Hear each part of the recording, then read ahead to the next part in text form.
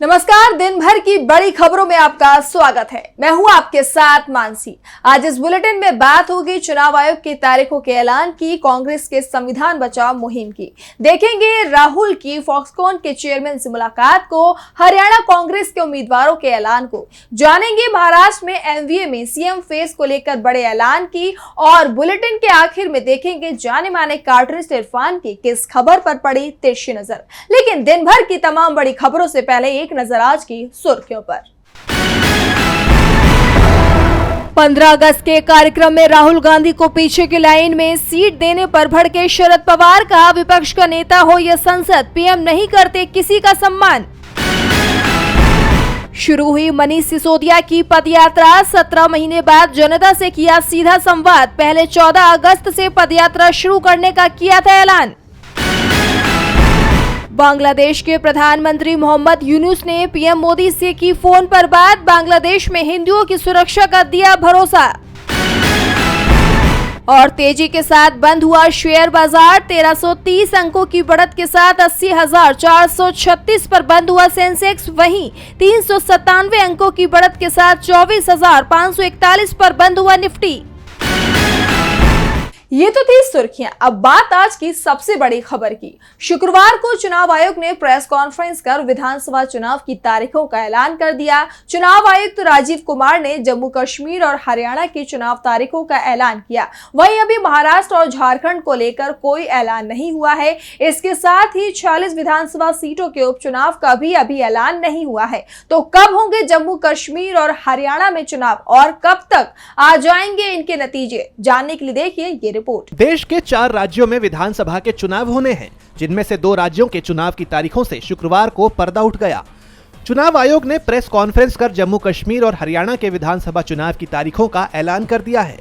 मुख्य चुनाव आयुक्त राजीव कुमार ने दोनों राज्यों की सभी 90 विधानसभा सीटों पर चुनाव करवाने का ऐलान किया है। जम्मू कश्मीर में 3 चरणों में चुनाव संपन्न कराए जाएंगे। इन 3 चरणों में 18 और 25 सितंबर के साथ 1 अक्टूबर को चुनाव होगा। 4 अक्टूबर को नतीजों की घोषणा कर दी जाएगी। वहीं बात करें हरियाणा की, तो वहां 1 अक्टूबर को वोटिंग होगी और इसके नतीजे भी 4 अक्टूबर को सामने आ जाएंगे। 4 तारीख को दोनों ही राज्यों की 90 सीटों पर सुबह 8 बजे से काउंटिंग शुरू होगी। वहीं बात करें महाराष्ट्र और झारखंड की, तो फिलहाल इन दोनों राज्यों में वोटिंग नहीं होगी। इसके साथ ही चुनाव आयुक्त ने उपचुनावों को लेकर कहा कि हम 46 विधानसभा सीटों और 1 लोकसभा सीट पर 6 महीने के अंदर चुनाव कराएंगे। चुनाव आयुक्त ने हरियाणा और जम्मू कश्मीर को लेकर जानकारी साझा करते हुए बताया कि हरियाणा में करीब 2 करोड़ से अधिक मतदाता हैं, तो वहीं जम्मू कश्मीर में 87 लाख मतदाता इस बार वोट डालेंगे।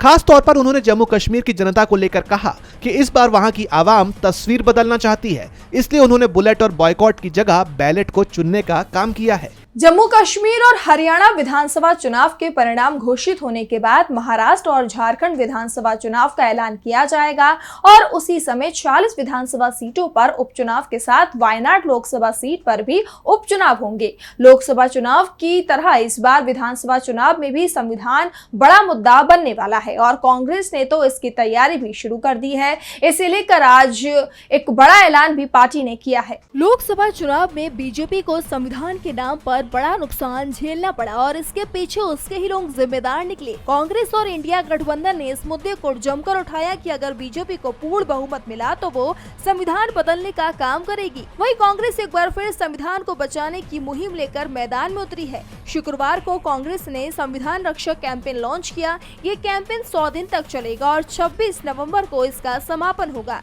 बता दें कि 26 नवम्बर को संविधान दिवस मनाया जाता है। इस कॉन्फ्रेंस के दौरान पार्टी ने सेफ कॉन्स्टिट्यूशन नाम का एक वेब पोर्टल भी लॉन्च किया, जिसमें रजिस्टर कर संविधान रक्षक सर्टिफिकेट लेकर इस मुहिम का हिस्सा बन सकते हैं।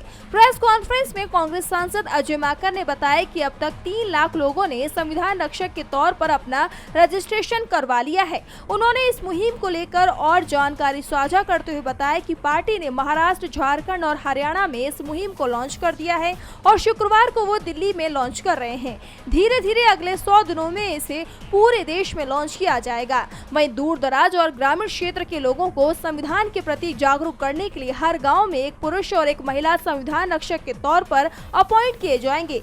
दिलचस्प बात यह है कि इस साल 26 नवंबर को ही संविधान बनने के 75 साल पूरे हो रहे हैं। संविधान की रक्षा के लिए कांग्रेस बड़ा अभियान शुरू कर रही है, जिससे बीजेपी मुश्किल में फंसती दिख रही है। तो दूसरी तरफ कांग्रेस नेता राहुल गांधी की पूरी दुनिया में बढ़ती लोकप्रियता बीजेपी को परेशान कर रही है। अब दुनिया भर के बड़े उद्योगपति राहुल से मुलाकात का इंतजार कर रहे हैं। फॉक्सकॉन के चेयरमैन यंग लियू तो राहुल से मिलने के लिए ही पहुंच गए।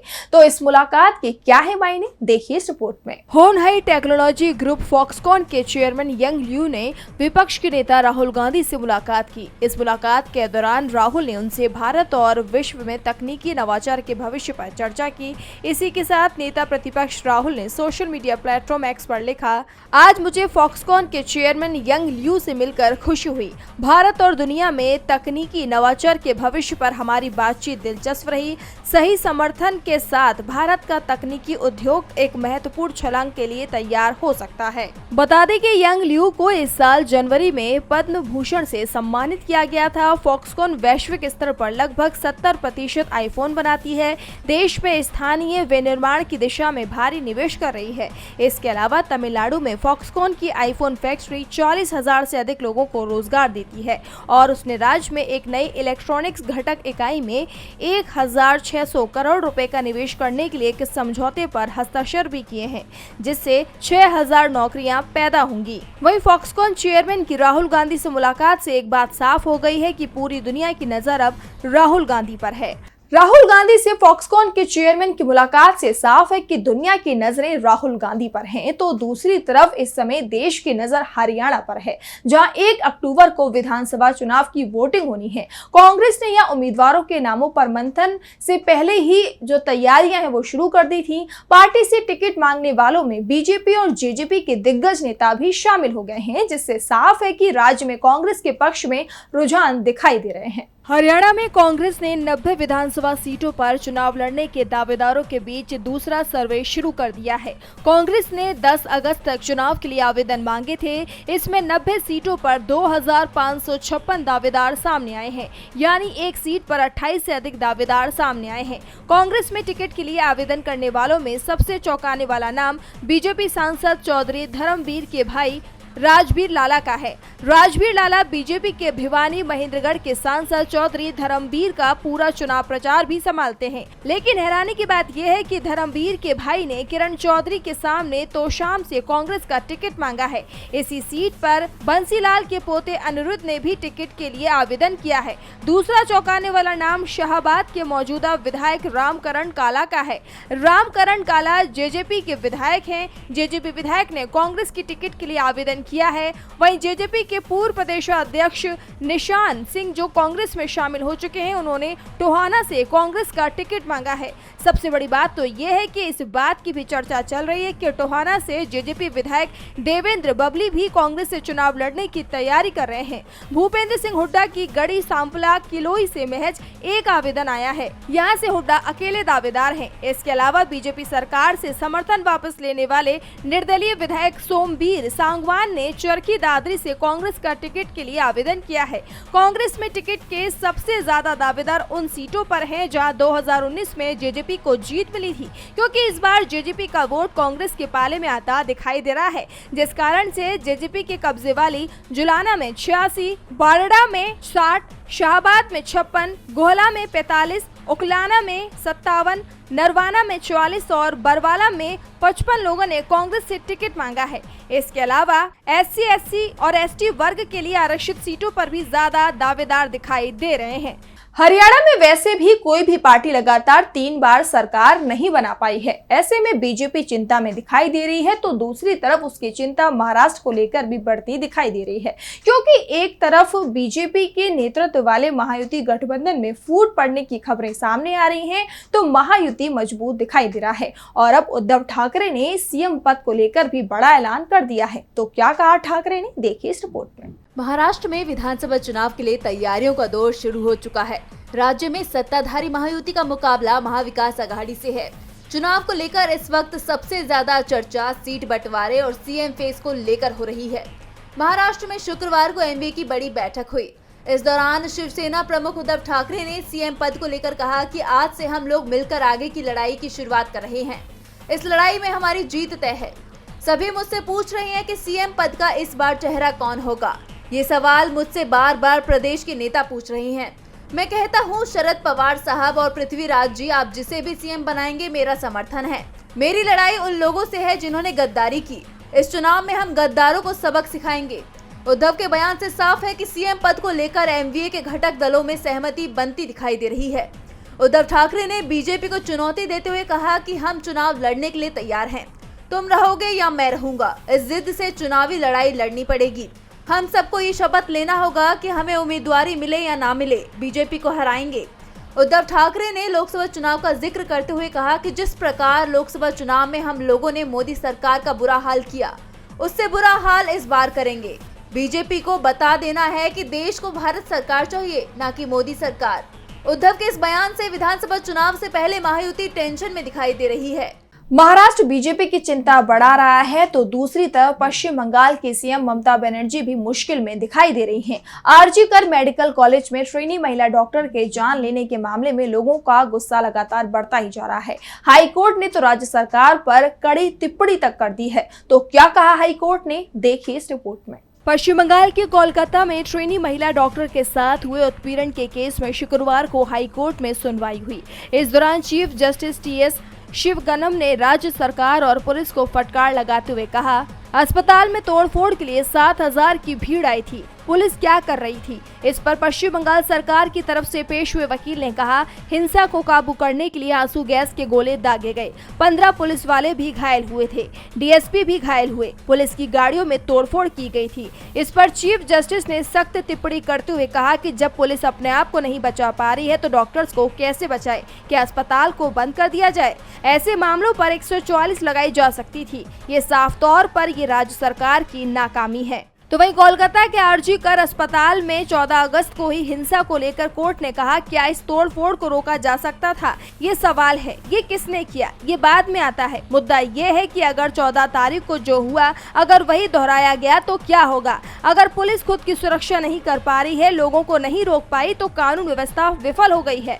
इस पर राज्य सरकार ने कहा कि इस तरह का प्रदर्शन पूरे कोलकाता में हुआ, हिंसा सिर्फ यही हुई। इसी के साथ कोर्ट ने कहा कि हमने पहले भी डॉक्टरों को मरीजों का इलाज करने के लिए उनकी जिम्मेदारी की याद दिलाई थी, लेकिन इस घटना से निश्चित रूप से उनकी मानसिकता पर असर पड़ेगा।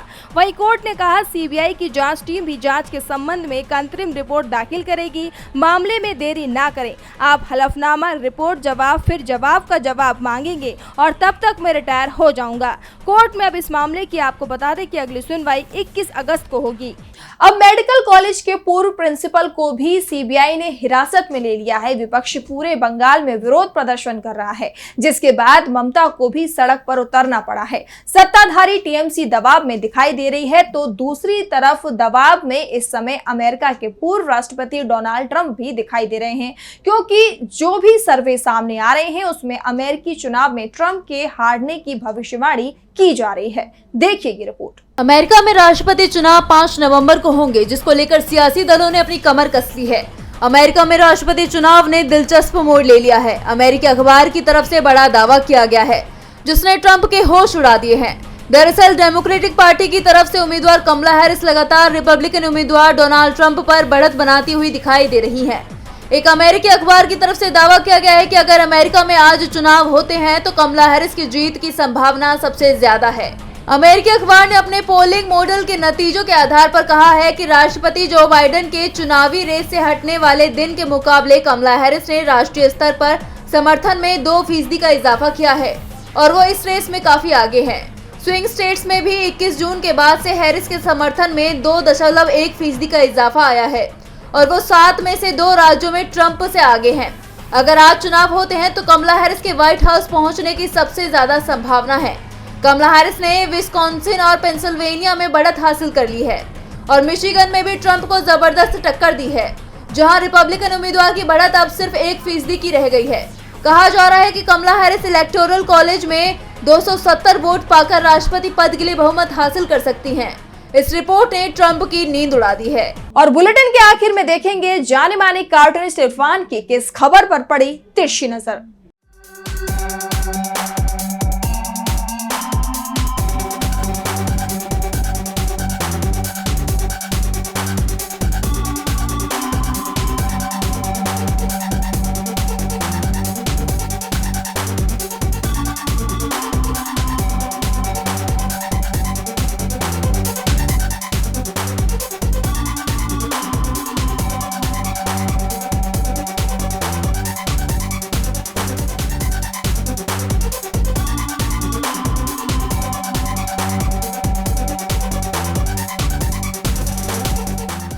सुब्रमण्यम स्वामी अपनी राजनीति की दुकान को बीच बीच में झाड़ पोंछ कर ले आते हैं। उन्होंने देखा कि पीएम मोदी राहुल गांधी को संसद में नहीं देखना चाहते हैं। वो वहाँ पर उनकी कुर्सी को पीछे तो नहीं कर पाए, लेकिन 15 अगस्त पर लाल किले पर राहुल गांधी की कुर्सी को नरेंद्र मोदी जी के प्रशासन ने पीछे कर दिया।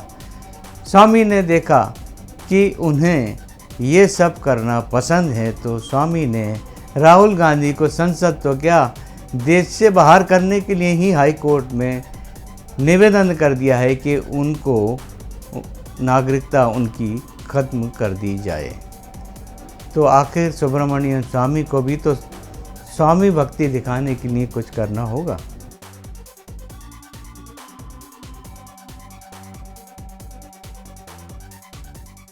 बहुत बहुत शुक्रिया इरफान जी। तो आज इस बुलेटिन में इतना ही। आप देखते रहिए डीबी लाइव। नमस्कार।